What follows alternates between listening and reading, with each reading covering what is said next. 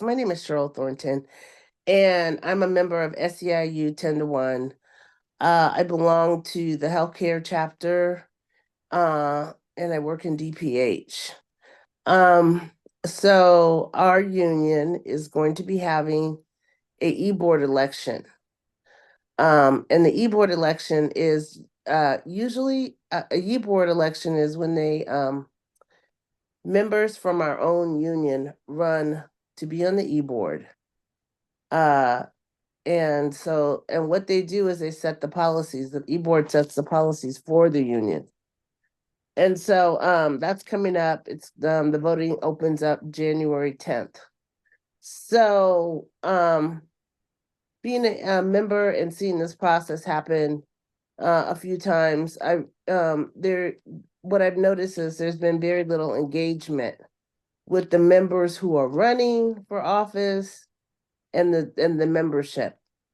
So after running a Democratic club here in San Francisco, I decided that I could do a candidate. I would be a good person to do a candidate forum, so that we could have a member engagement and understand the people who are running for offices, the candidates, their platform, their position, and what they were going to, how they're going to represent the general membership, and what policies did they think they have in mind going forward for the union.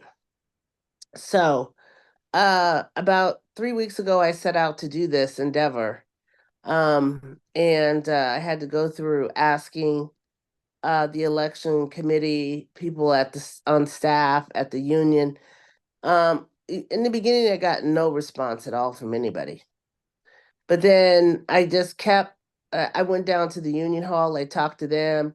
So then I emailed somebody named Robert Lee, and I did get a response.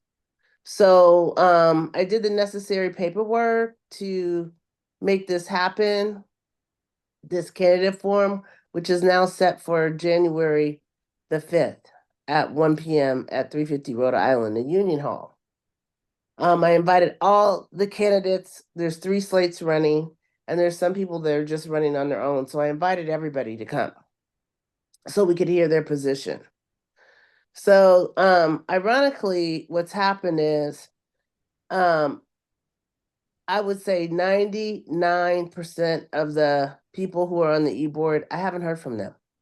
I sent them invites multiple times, but I haven't heard from them, whether they're going to participate or not. So I have heard from, I think now, 3 people. So the purpose of this is, again, to invite members, because they want, I would like them to understand what is going on here, how these people, if they win and become an e-board member, how they're going to represent us. So there was that obstacle that I really haven't heard back from many people. And then the next thing is that after, going through this process, then I was told yesterday by the election administrator that they wanted to check to make sure I sent all the names out to all the people, which I did. And then they said they would have to post the flyer up 72 hours before, but because there's a holiday, they weren't sure if this was going to happen. So I'm still up in the air. Lo and behold, we're still up in the air with this meet and greet and engagement for the members.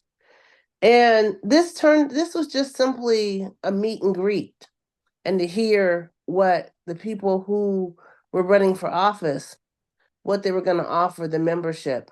But it seems like I've been facing many obstacles trying to make this happen, which seems really odd, because we're supposed to be a democratic union, and in democracy, you let the people be heard, and you can ask questions.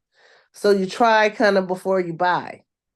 And so that's just not what's happening here. I sent out some questions around issues that are happening in society right now around Project maybe 2025, the deportation of I hate to say, well, a deportation of undocumented workers here in the United States. I also sent out some questions around Palestine. And then I had a third question about, how would they defend us around privatization of public services?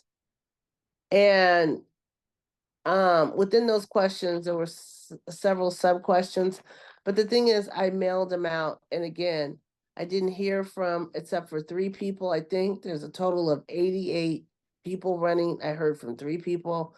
The questionnaires are due back on the 2nd tomorrow. But I'm not sure if I will even get a questionnaire back. We had intend to have them fill out the questionnaire, show their position, explain their position, and then share those questionnaires with the membership so they could see, where what position the candidates were taking. But I haven't heard anything back. So at this point, I'm just kind of I just don't know what hopefully I will get some emails, but but the way this has been going so far, I'm not sure if I'll get much back. So tomorrow, if they're gonna post this event up, the 72-hour notice, I'm gonna have members call, they can reach out to, they can call the union, SEIU 10-1 membership number, and let them know that they are very much interested in having a meet and greet and engage with the candidates who are running for office. I've heard from many people out there in my chapter that nurses, pharmacists, MEAs, eligibility workers, they said they don't even know what the e-board does, and they very much would be interested to know how their member dues are being utilized and what protections that they can expect going forward.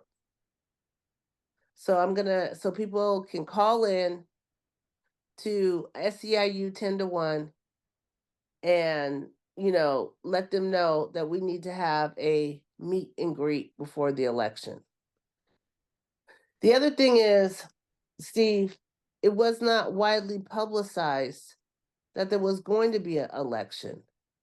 I hear that they posted it 72 hours before on the website about the election, but that's not an outreach. They should have mailed something. They should have outreach. They should have had a member engagement in person, a hybrid meeting to let people know that there was going to be an election of the e-board. And another thing, when people got nominated, it seems like they nominated themselves. There's this little small group of people, they nominated themselves. When you're a leader, you're a messenger for the people. It means power to the people. It's the message, the people's message. So in my mind, the people need to tell you to run. You shouldn't decide to run because you think you're a good candidate. The people should tell you to run.